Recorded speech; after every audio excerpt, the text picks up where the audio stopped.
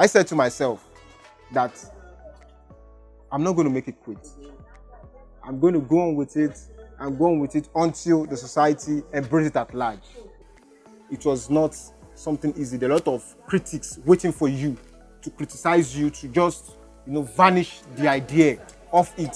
But the aim and objective I have is that I'm just an environmental believer, which I believe in a cleaner environment. Hi guys, welcome to another episode of Faces of Nigeria project on Nige.com TV. I'm Temitope Kokola. Thank you for the amazing feedback we got from the last episode. Today I have Olayemi Oluwabamigbe Samson, a university dropout who is passionate about the environment. He's turning waste materials into useful products. Let's find out more about this guy.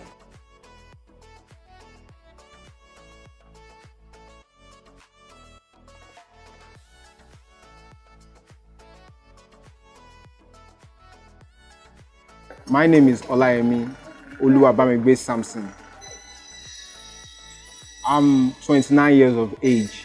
Going around, I discovered that most of the litters we have around the environment are majorly of this sachet water waste, okay, which on a daily basis, you see people consume it. I asked a woman, I said, how many pure water do you consume in a day? She said she consumes 6, 7. So I'm just imagining a society where we have millions of people consuming the same sachets, and there's no mechanism to put in all these things, to use them for something that could be useful for ourselves, instead of making it a waste around the environment. So I now took the sachet water waste, okay, then I brought it together, I sewed it together. Then I begin to, just as I've said the other time, that observation, okay, and research is very key. Now, when I took it up, when I saw it together, I saw the strength behind the joining of the waste together. I said, okay, that is good. So later I came on. Then I don't know how to sew, but I was still having the passion of getting this thing to the next level, seeing how transforming this environmental nuisance into a useful product. Then I came up, I washed the nylon. After washing the nylon, I sewed it, as I've said the other time. I sewed it together. So then I joined more of it. From the sample here, as you can see, I joined more of it. So now, if you could look at the strength of this, you can see that it could withstand other materials.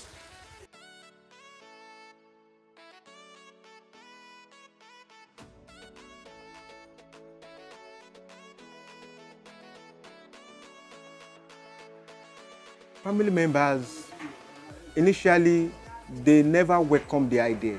They felt, okay, I should, there are other materials out there that are best in making bags. They feel that because I learned to make the bag just because of this project. So, and I felt that they should just feel the passion I have about the environment. But they were not looking at that area. They were like, okay, you don't just have to waste your time. The society at which we are, they don't really embrace things like this. But I felt, because that thing is within me, and I felt this is the environment at which you and I, whenever we hear of floodings around the environment, it really, really shakes me. But that is what keeps me moving, because that's ugly scenarios pinch me whenever they criticize me. It makes me, is the fuel behind my movement. Now, it got to a time that my mother was like, no, I didn't plan this for you. I didn't plan this for you. There are guys that are making it big out there with good materials. You don't need to use bag to make pure water nylon, to make bags, to make raincoats. Who buy them, I was just having this, but I just kept within myself. I kept moving. I kept pushing. Then it got to a time that I could not even fund myself, just because this project was taking a whole lot from me. Do you understand? So I I felt so, but later, when I discovered that some friends, some colleagues, they'll come to me and say, keep on, keep on. You know, I will just tell them, I won't tell them thank you physically, but I will just say, thank you, my mind, thank you, I appreciate you, thank you. I keep moving, I keep moving. So later, some other family members, when they saw that I was coming up with other, and the interesting part of it is that whenever I come out with the sachet water waste, I push it to professionals that will be able to bring the best designs, okay? That I feel that it's worth it. That I feel that when it's in the environment, people are using it, they can be proud of wearing it. They can be proud of using it. So I begin to ask. So I met with so many people around that I feel that they are into the bag industry, the raincoats, you know. So that's how I started. So from there, I begin to bring in a nice styles, you know, nice design. Then people begin to appreciate it.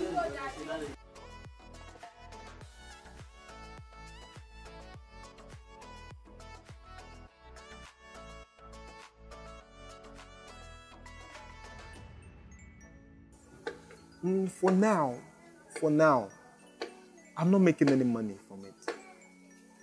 To be candid, I'm not making any money from it. But I just believe that I don't want to quit. Mine is just to ensure that these products we are doing, because some of what we've done so far are just samples to corporate organizations. So when I give to channels, television, you saw it on TV. I did one for TVC. I did one for other corporate organizations. But when you give it to them, you don't hear anything from them. But that one doesn't discourage me. But I now find out because whenever I make a sample, I'm always having a view of criticism, okay? Whether by usage or whether by the corporate organization you gave it to, okay, to assess. Because if they don't respond to you, it must be that maybe it was in the wrong hand, or perhaps, you understand what I'm saying? Or perhaps they are not interested in it.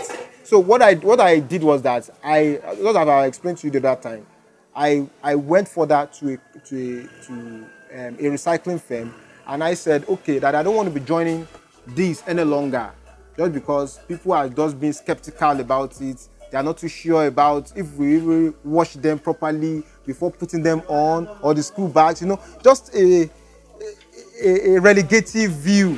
Do you understand? So because I don't want it to stop, because I've gotten to a place where the bag can last longer. But what I just want to ensure is that the bag should last and should be more attractive. That is what I'm working. So the recycling firm said, all right, that they are going to increase the strength, that I should just bring the wrappers. Once they bring the wrappers, then what we only do here, we just wash them, ensure that they are clean, then they recycle them. Then they give us a new bales in return, so that we can make better products that will last.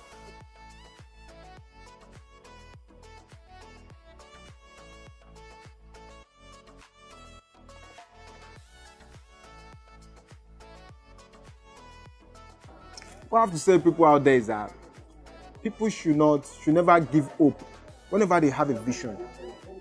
I think we have so many people in history that have made a say, just like Martin Luther Jr., and it came into reality. So what I'm trying to say is that people should never give up on if they discover that an idea or a vision has a green light ahead, they should never give up.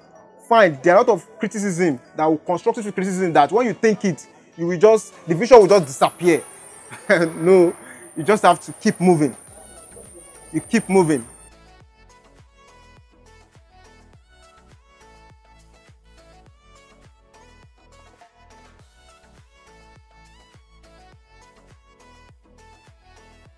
Well, that was an interesting one from Olayemi Oluwabamibe Samson. And you know, I kind of like this bag. Well, do you have something interesting to share with us? Do you know anyone with exceptional abilities? Why not reach out to us today via info@corp.nige.com. I will take it up from there. A big shout out to Monday Idara, the man behind the camera. Thank you for shooting this episode with me. Do not forget to like us on Facebook, follow us on Twitter and on Instagram, and subscribe to our YouTube channel. Till the next time we see, it's a bye for me.